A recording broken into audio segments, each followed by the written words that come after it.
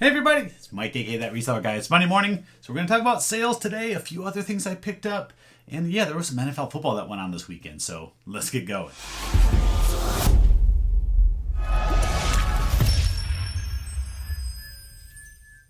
All right, first off, congrats to my football fans out there, all of you who won. The Eagles won. Congrats to my Philly fans, and congrats to the KC fans as well. It should be a really good Super Bowl here in a couple of weeks. Looking forward to that one.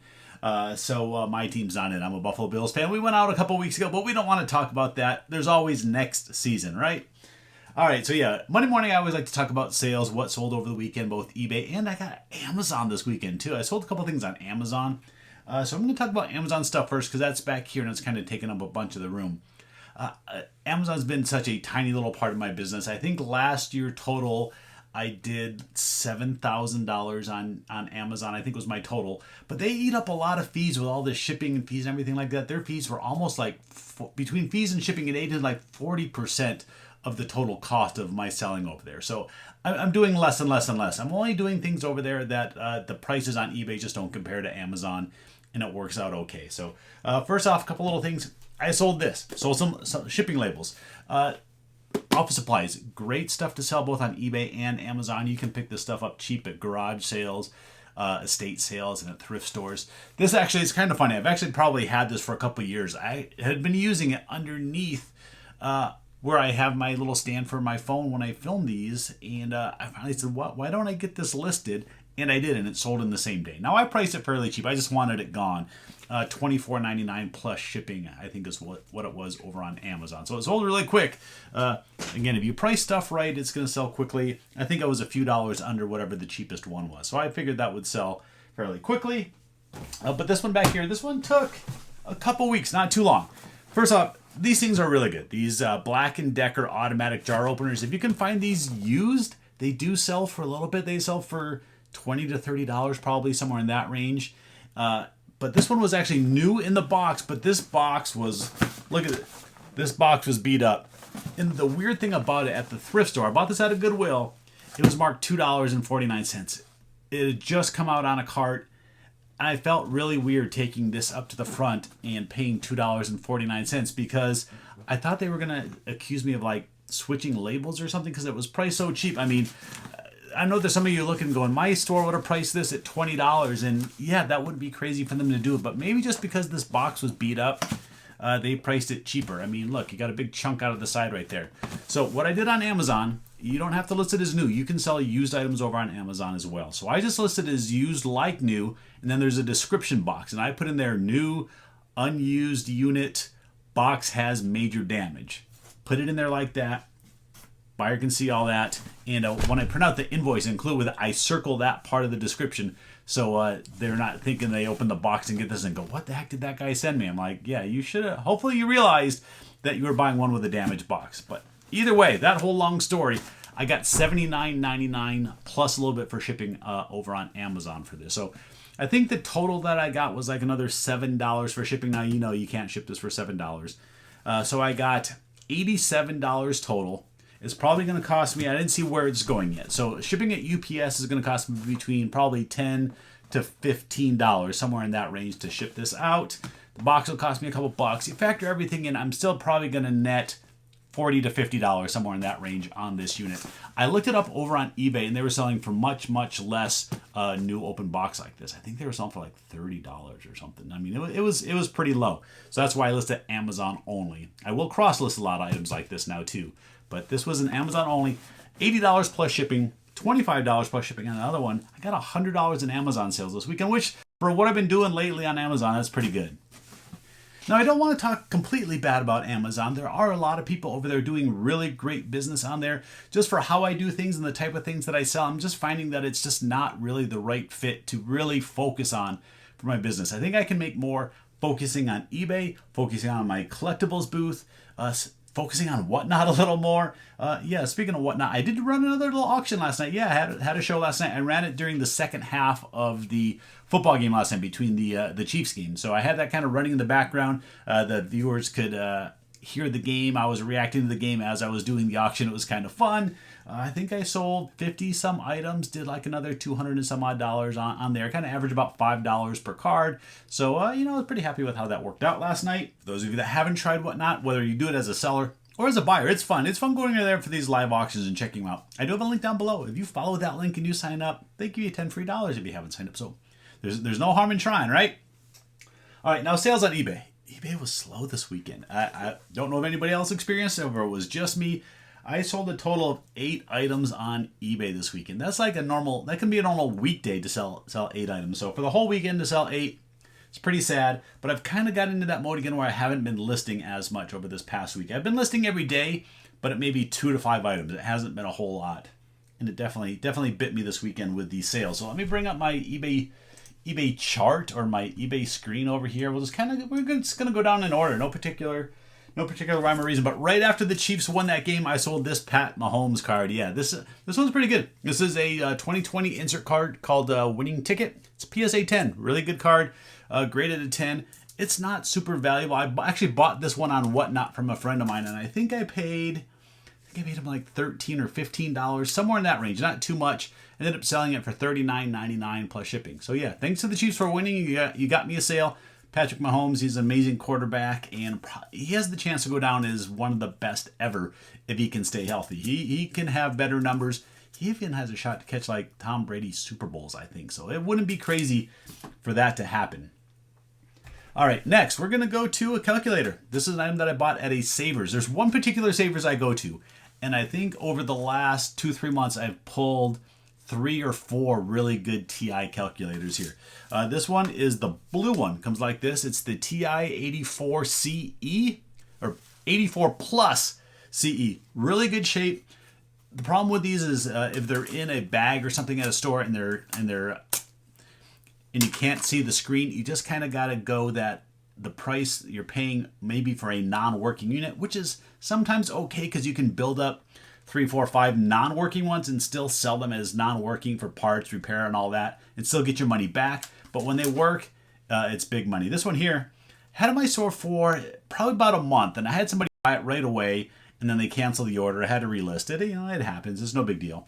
But this sold for $80 free shipping. And I don't do free shipping a whole lot. I did on this item just because majority of people that were selling these and getting the higher prices were giving free shipping. So I went ahead, $80, $79.99, free shipping for this. I don't remember the exact price I paid at the thrift store, but it was in a hanging bag, and I'm going to guess that it was like $7. They usually don't price them too high if they're just putting them in the hanging bags. You will see these in like cases at the Goodwills and sometimes even at the Savers, and they'll price these things up $30, $40, $50. It's not uncommon, but great little find on that one. I love finding calculators. They're easy to test. They sell quickly. They're small. They ship easy. Put them in my list of things that you should sell all the time and be out there looking for. Next item. I sold a hat. Yep, sold me a hat. This is a Sundrop hat, and I think he was like the logo for some Arizona ad campaign quite a while back. I found 3 of these at a thrift store one day, picked them all up. They're vintage. They're trucker hats. They got like the little foam inside. What brand is it? This is Auto Brand. I'll just show you the tag just for reference. Auto Brand. They make some older ones, but this took a long time to sell. Like I said, I bought 3 of them. I think this is my last one, and it probably took me a year and a half or so to sell all 3 of them. So not a super fast seller. I wouldn't necessarily recommend buying Sundrop hats, but if I found a dozen of them one day for cheap and I could just do one listing for a bunch of hats, I'd still do it again. I mean, they will eventually sell. I mean, it went for $19.99 plus shipping. I paid just a couple dollars for it. Went for $20, and yeah, I'll still go ahead and take that. Why not? I did sell another one of these military games that I listed the other day. We got it right here. This one's called To the Green Fields Beyond. The Battle of Cambrai, 1917. Is that World War One? 1917 should be around that time of World War One. I haven't heard of this battle, though. These war games sell really good. I told that whole story. I've sold it too many times. I won't get into it today. But this one sold for $39.99 plus shipping. Another really good sale from that purchase. Stuff keeps moving on that. I'm getting down to the nitty-gritty of what I have left from that sale, but big thumbs up to my buddy Joe that pointed me out to that purchase. I don't even know if he knows for sure that I did buy all those, but Joe, I did, and yeah, another $40 sale. We got a few little ones here kind of all in a row, but this is stuff that I love buying and picking up. sold this little Poison Ivy little Lego Duplo minifig. Yeah, Duplo Lego, it all sells. A lot of people don't pick up Duplo for some reason. It's like they think that only regular size Lego stuff sells. Lego Duplo stuff does really well for me too. I bought one little bag. A lot of times you just see them bundled up in bags and in big boxes at the thrift stores. And if there's minifigs in there, I will always purchase them. This one here, I did have it in my store for a while. I think I was asking like $12 for it originally, and priced it down a couple times. And let me, well here, $7.50, $7.50 for just this one little Poison Ivy figure. So that's kind of cool. I have these little boxes, these little 5x3x2 boxes. These things work great for stuff like this. You can ship out little card lots in these boxes. I think there is a link down below, one of those Amazon referral fee type links, but these boxes work great for lots of small little things. And what's nice is shipping labels, when you fold it up, just wide enough to where the shipping label fits on there. You don't have to cut it down or anything. Yeah, I like these 5x3x2. I buy them by the hundreds just because I use so many of them. But either way, that's where Poison Ivy's going to go. She's going to go in one of those little boxes. Next, different kind of box. This is a sports card box. Yeah, this is a little 200 count box. They call it 200 count, but it's kind of weird. This is only 100 cards that's in there, and it fits this 200 count box. Look, 200 count storage box. They need to stop these numbering. They need to just create a size system for these or something. But either way, this is 100 or so hockey cards. Now, out here in Arizona, hockey's not the greatest seller. So when I buy collections and I get certain hockey cards that are worth $0.25 to $1 a piece, I don't really know what to do with them because I can't put them in my dollar boxes out here that I sell at the co-op or out at my booth. Hockey cards just haven't sold for me. So generally what I do is I stack them up. Once I get about 100, I throw them out on eBay for a really good deal for somebody. And if someone wants to kind of buy a little mystery lot for $10, it's a good deal. So look, from the picture, we got Steve Yzerman. We got Martin Brodeur cards. We have Wayne Gretzky cards. There's all kinds of stuff. There's more of him. There's Patrick Waugh cards. And then at the end, there's a bunch of inserts. There's a bunch of inserts and serial numbered cards and all this stuff. And all I did on this lot, you'll see awesome lot of 100 NHL hockey cards. And then in the description, I just said, this is a great lot. You'll be happy. Promise. Guaranteed. And it's only $10. Yeah. This kind of stuff, like I said, it just doesn't sell for me here. So, but the problem was, is this actually took months and months and months to sell just because it's kind of such a random lot that somebody thinks that I'm just trying to dump a bunch of garbage on them. It's a lot of explanation for a $10 sale, but I got $10 for a stack of hockey cards that I literally have nothing into. Two more items. We're going to do this one first because the last one I want to talk about for a minute. Football jersey. But this one is a Coronado Dons football jersey. And how do I know that? Because it doesn't say Coronado there. You got to go to the sleeve and you got to get the logo right here. This is a vintage champion brand. You can see the C brand right there.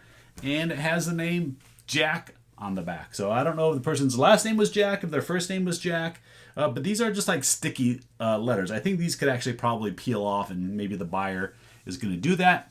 I don't know if they're a collector of jerseys, if they collect high school jerseys, or maybe they went to Coronado, because it's going back to New York. I don't know the rhyme or reason why, but it's number 73, so he was a lineman. This took a long time to sell. These high school ones, I like them, but I know that they're going to take a while, kind of a long tail item. So I got to pick them up pretty cheap. I probably paid, I don't know, $5 or $7 for this one, and it sold for $29.99 plus shipping. So got $30 plus shipping for that. Took a long time.